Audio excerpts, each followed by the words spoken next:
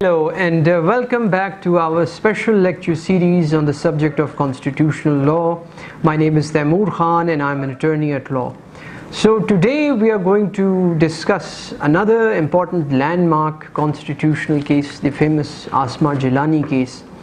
But before we get to this case, I would very briefly walk you through some of the important turn of events that happened in between the earlier judgment we discussed, the State versus Doso, and the Asma Jilani judgment.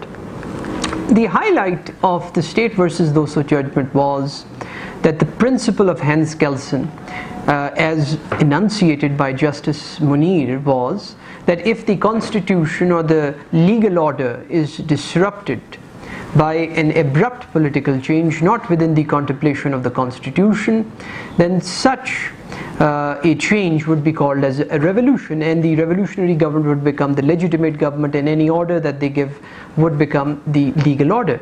And so the validity of any laws as such would be judged not with reference to the previous order but to this new order. And so in terms of the laws continuance in force, Order 1958, which was promulgated on the 10th October, it was considered that this is the new order, and only so much of the provisions of the late Constitution 1956 which were preserved expressly would be saved. Otherwise, since the new order has come into play, any rights or the cases of people would not be judged with reference to the late Constitution. So after the passing of the State versus Doso judgment, an interesting thing which happened was that just one day after the detailed judgment was given out, the government of Sikandar Mirza was ousted and Chief Martial Law Administrator General Ayub as such took over. And the same day he resigned as Chief of Army Staff because he was already holding a position of CMLA. And since the Laws Continuance in Force Order 1958 stipulated that the country would be governed as nearly as may be in provisions with the late constitution, subject to any adaptations as may be made by either the president or the chief martial law administrator, General Ayub was given a free hand to make any constitutional provisions as he deemed fit. Now, rolling the clock a bit forward, in the year 1959 he gave his famous Basic Democracies Order of 1959. The conception was that change has to start from bottom up, that there have to be local government elections from union councils, from districts, from villages. And so he constituted pretty much an electoral college constituting of 40,000 basic Democrats from West Pakistan and 40,000 basic Democrats from East Pakistan. And these electors would then in turn elect the members indirectly of the Provincial Assembly as well as of the National Assembly, and later on were also entrusted with the task of electing the president. Now, General Ayub assumed the office of the president, and he held a referendum in the year 1960. The only question which was put to the people was, do you have confidence in Field Marshal General Ayub? And so he won a 95.6 affirmative vote and went on to be appointed as the president for a term of 5 years. In the year 1962, he gave the famous Constitution of 1962. Earlier there was a Constitution Commission that submitted its report, and then General Ayub had his own cabinet give its report, and then on basis of what he deemed as fit, a Constitution of 1962 was given, which was a departure from the parliamentary form of government. This provided for a presidential form of government with a unicameral legislature and so on. Rolling the clock further forward, in the year 1965 there were elections which were held, and President Ayub was then the president of Pakistan Muslim League. He went up against Fatma Jinnah, who was the nominee of the combined opposition parties. However, this was a landslide victory, and General Ayub managed to secure some 49,000 votes from the Basic Democrats.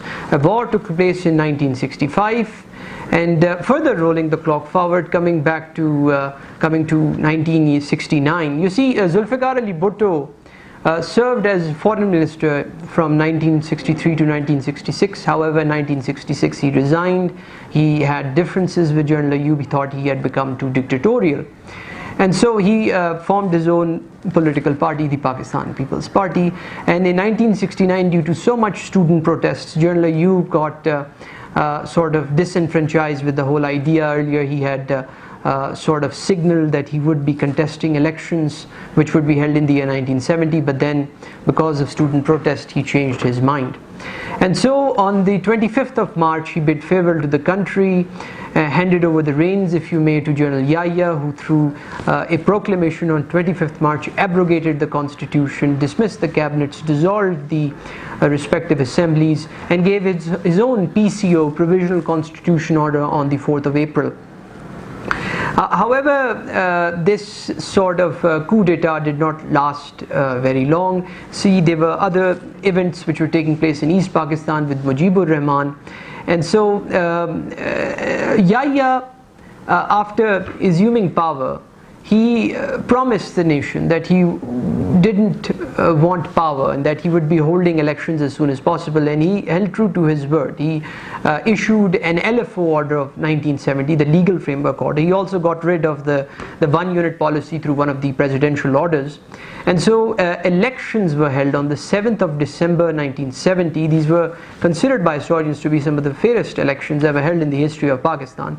And out of 291 seats, the Awami League bagged 151 seats, whereas Pakistan People's Party got 81 seats. Mujibur Rahman's demand was that the first assembly, the National Assembly session, should be called. The date was scheduled for 15th February 1971.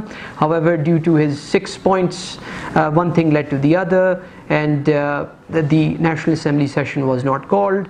Tension further grew, and from 25th March to 27th March was officially launched a military operation in East Pakistan.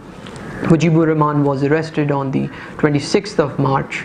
However, on the 22nd of November, Indian forces moved in, and so by the 16th of December, through an instrument of surrender, the Pakistani forces surrendered to India in East Pakistan. However, on the 18th date, there was a coup d'etat in GHQ against General Yahya, who initially wanted to continue as president and continue as Chief of Army Staff.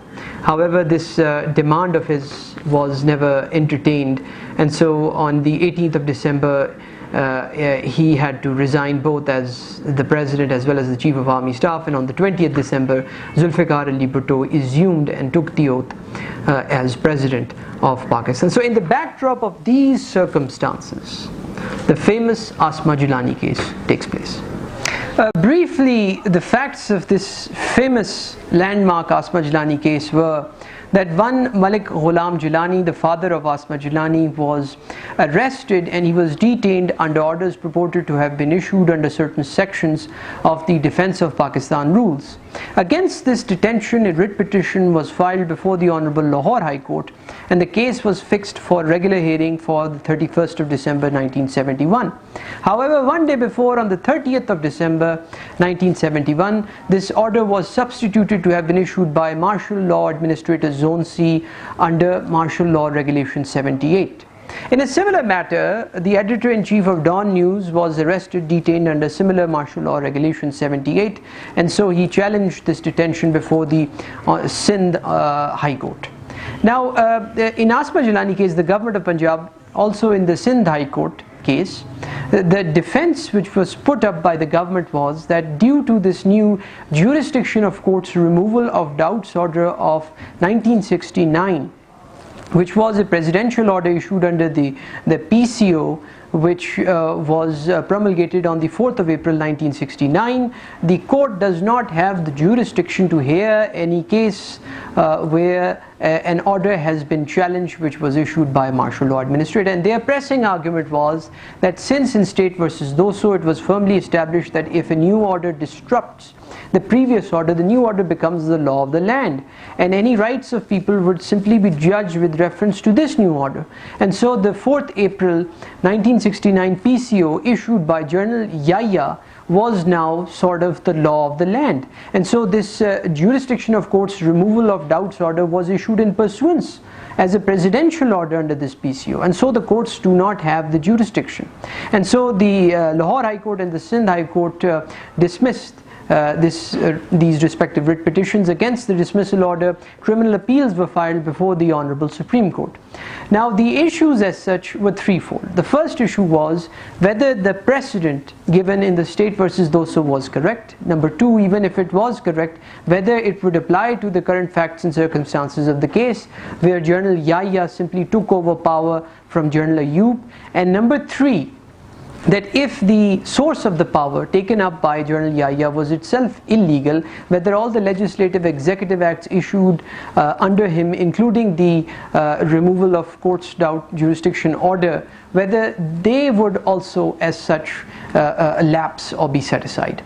So now the first issue, as far as the precedent of State versus Doso was concerned, it was observed that this case has been upheld in many other judgments, the famous Mehdi Khan case, and so many, Iftikhar Uddin case, where this principle came up. It was questioned, but it was again upheld. And so based on the principles of stare decisis, it was argued that the State versus Doso precedent should equally and also apply in the Asma Jilani case. However, the courts ultimately ruled that in criminal matters, fiscal matters, or constitutional matters where the liberty of the person is in question, this rule in stricto sensu should not apply, and that the courts would not be bound by rather their earlier judgment. The Supreme Court is free to even defer at times from its previous ruling if it has given before. Apart from this important principle, the Supreme Court delved into the very premise of the Hans-Kelson's theory. Sharifuddin Pirzada, who appeared as amicus in this case, argued that this State versus Doso judgment was given in haste. There wasn't given enough time. The short order only came like within few days, and that it was also reported that Chief Justice Munir was involved in the very drafting of the law's continuance in force order of 1958, and so there was apparent bias. The fact that the Hans-Kelson's theory is not a universally accepted theory, it should not be applied. And so after hearing the parties, the court ultimately held that number one, that Hans-Kelson's theory is a pure theory of law which is based on normative norms of what should be done, what should not be done. Second, this is just a heuristics proposition. The most important element of it was the efficacy of change. And the efficacy of change would require that this new order should be accepted by the people. And only then this de facto government could become de jure. However, in the facts and circumstances of the case, only a day after, Sikandar Mirza was ousted by a creature of his own creation. The CMLA displaced him. So how can you say that this revolution has become accepted? And furthermore, the court also held that we cannot give primacy to international law. A principle of international law cannot be enforced as a rule of municipal law by the courts. And so on these reasons, the court overturned the ruling earlier given in State versus Doso. On the 24th of March 1969, President Ayub wrote a letter addressed to General Yahya, which stipulated that it is your legal and constitutional responsibility to save the country, not only from external aggression, but also to save it from internal chaos and disorder. And so one day after, on the 25th of March, through radio broadcast at about 7:15 p.m. to be precise, he appealed to the public at large to appreciate the delicate situation and to assist the defense forces in any way. Now the question before the Honorable Supreme Court was that after having gone through and examined the letter and the contents of the broadcast, there was nothing in effect which would be construed to President Ayub nominating General Yahya as his successor, or giving up power, transferring or surrendering his power over to General Yahya. Rather, the modus operandi given under the late Constitution 1962 was that the President would hand over his resignation in writing addressed to the Speaker. The Speaker would become the acting President, or even the President could invoke emergency provisions. However, no such action was undertaken by General Ayub. And so now the question was as to how General Yahya simply assumed power. Now on the 25th of March 1969, through a simple proclamation, General Yahya abrogated the 1962 Constitution, he dissolved the assemblies, he dismissed the cabinets. And on the 31st of March 1969, through yet another proclamation, he assumed the office of president, which was to have a retrospective effect, so that he would be deemed to have taken the oath as president from the 25th of March 1969. And so on the 4th of April 1969, he issued a PCO, because whenever a dictator abrogates the constitution, you have to restore some of the provisions and the writ jurisdiction or the judicial power of the high courts or the Supreme Court. And so on the 4th of April, when this PCO was issued, it had the effect of Laws Continuance in Force Order 1958, of restoring some of the provisions of the constitution, restoring some of the powers of the courts, and so. Now the question before the court was that just by issuing a proclamation of martial law, can the constitution be indeed abrogated? Can the whole civil administration, civil law system be displaced by military law? And so the court delved into the very meaning of martial law. And so the court held that in peacetime, martial law would be considered to be some of the statutes which has been enacted by the parliament, such as the Army Act, Air Force Act, Navy Act. However, in war times, it refers to the powers of a military commander over at enemy territory, and that the displacement of the ordinary civil law system through yet another military law system whereby civilians could be tried. However, they refer to a famous ex-party Milligan case, which happened in the backdrop of the American Civil War, when President Abraham Lincoln suspended the writ of habeas corpus and someone was tried, a civilian, through military commission. He was one of the Union dissenters or was part of the Confederates. And so his case made all the way up to the Supreme Court. The Supreme Court said that if the situation has arisen in which the civil courts are still functioning, a civilian cannot be tried by a martial law. And so the court further pointed out that the first question that has to be seen is whether a war situation exists. A situation exists in which the civil courts can no longer function, in which the civil administration is not running. And the court also held that usually a martial law is brought in this country through a proclamation issued, or has to be brought through a proclamation issued by civil government in a situation or in events where a situation has arisen in which the civil courts are not functioning. However, they said that no such situation had arisen, and so they held that the proclamation of martial law does not by itself involve the abrogation of the constitution, the displacement of the civil law, or the fundamental law of the land.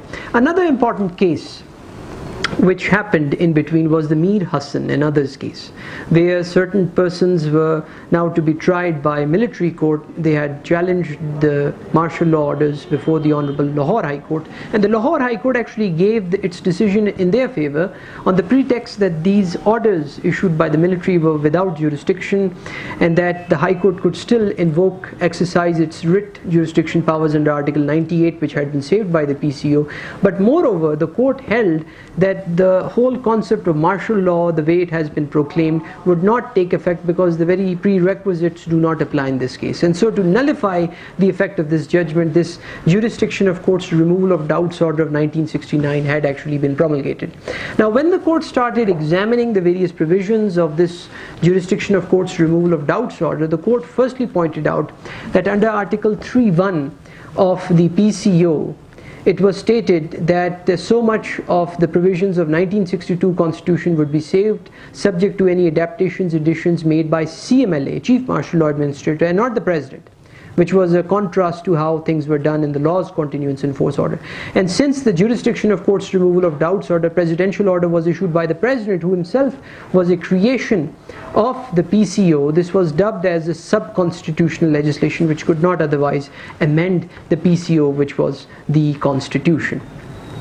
Apart from this point, the court also examined certain other provisions of the PCO. They said that the court nonetheless has its power to exercise writ jurisdiction under Article 98, which is its prerogative. The court also examined the famous Martial Law Regulation 78 and said that Article 2 was saved by the PCO, which said that no action detrimental to life, liberty, or property shall be taken except in accordance with law. The court also pointed out that there is a difference between jurisdiction and judicial power.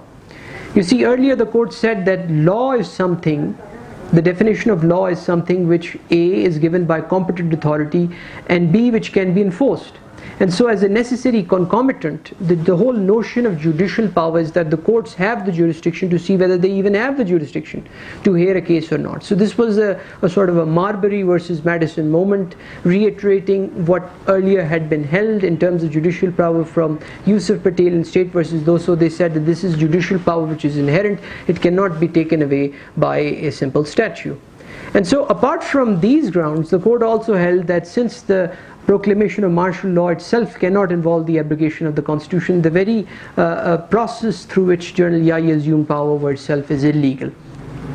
And so the Martial Law Regulation 78 and the Presidential Order number 3, the Jurisdiction of Courts Removal of Doubts Order, would not be saved. However, in the backdrop of these arguments, one last argument still remained, that if Yahya was a usurper, all the legislative and executive acts would again be set aside, and the famous elections which had been held under LFO 1970 would also be set aside. We would have again a Maulvi Tamizuddin situation. And so the court had to again press in service the famous doctrine of necessity, which was earlier enunciated in the Governor General reference case. However, the court tried to regulate and put certain conditions. They said that only to the extent that it is necessary for the proper functioning of the civil administration, which would not help the usurper, which would not result in impairing the rights of the people. And the most important principle that Chief Justice Hamoud Rahman gave was that the doctrine of necessity would only apply after a conclusion has been reached that the usurper and his acts were illegal and illegitimate. Only once